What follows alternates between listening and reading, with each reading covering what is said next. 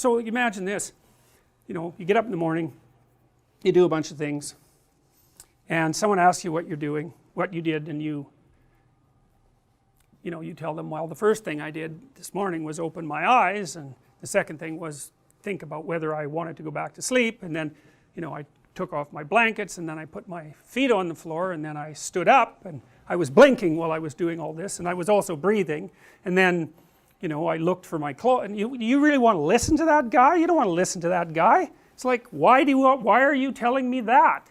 I want you to tell me something interesting. Well, what is it that's interesting? And why isn't that interesting? It's not obvious. So then imagine the guy actually tells you a pretty good story, a little adventure. Probably he was doing something normal, something unexpected happened, he had to conjure up some new responses, and he either settled the problem or didn't settle the problem. Yeah, you're interested in that, especially if he settled the problem, because if he can tell you how when he encountered some unexplored territory he was able to sew it back together, then maybe you can do that when that thing happens, and that's pretty cheap wisdom for you. He had to go through all the aggravation of figuring it out, and all you have to do is listen. You know, and that's kind of a classic story. A classic story, roughly speaking, is there's a guy, woman, doesn't matter, going about their life relatively normally, something blindsides them, and they're in a state of chaos. Chaos is a place. Chaos is the place that you end up when what you're doing and the world stop matching. And the chaos can be of different degrees. You know, you could wake up and find that your house was burgled. You could wake up and find that your parent has Alzheimer's or some fatal disease, or that you do, or that your whole family was murdered, or that there's a war starting, or, you know, there's different degrees of chaos. And I think you can quantify the chaos by calculating how much of what you do and expect is likely to be disrupted by the event. Now, because the more disruption, the more destabilized you're going to be, which is why if someone tells you that you're going to perish painfully in 3 months, it's like,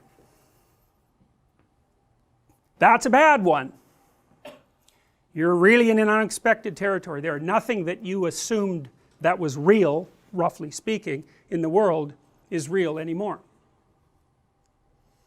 We like to watch people in their normal life blindsided by something, experiencing this interregnum of chaos where they explore and gather new information and retool their character or retool the world, because either of those would work as a solution, and then come out the other side and things are better than they were to begin with, or at least as good. But better is better. That's a happy ending, right? That's a happy ending. That's a comedy, technically speaking. And so what you want your life to be a comedy. Not that it's supposed to be funny, because comedy doesn't have to be funny, technically speaking. It's just the opposite of tragedy. Tragedy is when you're going along pretty well and you get blindsided, and that's that. And you know, that can certainly happen. It happens to people all the time. But it's a comedy you want.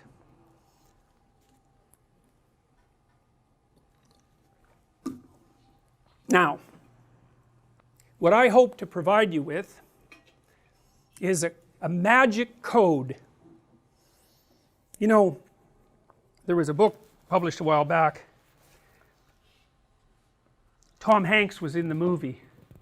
He was a Harvard professor who went around solving symbolic mysteries. Do you remember, what was it called? The Da Vinci Code. Everyone liked that.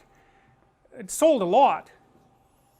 And you know, it was full of little mysteries, and it was full of hints that there was more to the world than you think, and which is definitely true. And that, you know, there was a way of getting access to that knowledge, and that it would really be worthwhile. And people like that, they like that idea. And the reason for that is because it's actually, it's true. It's true. It's true like fiction is true. So okay, let's go back to the guy who's telling you about his morning.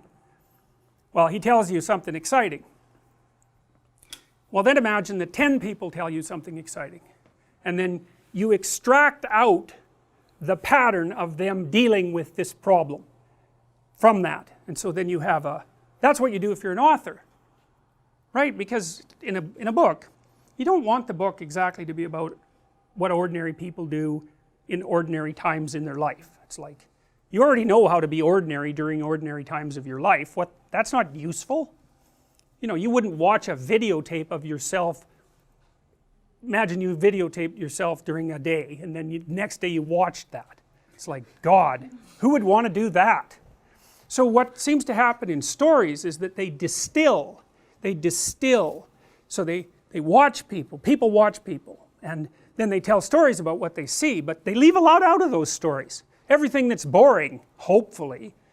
And then more and more stories about exciting things get sort of aggregated, and then maybe a great writer comes along and writes something really, really interesting. Profound character transformations. And then you say, well, that's fiction. And then you say, well, that's not true, because it's fiction. But then maybe that's not right. Maybe it's more than true. Because who wants the truth? The truth is mundane reality, and you've already got that mastered. What you want is the distillation of interesting experience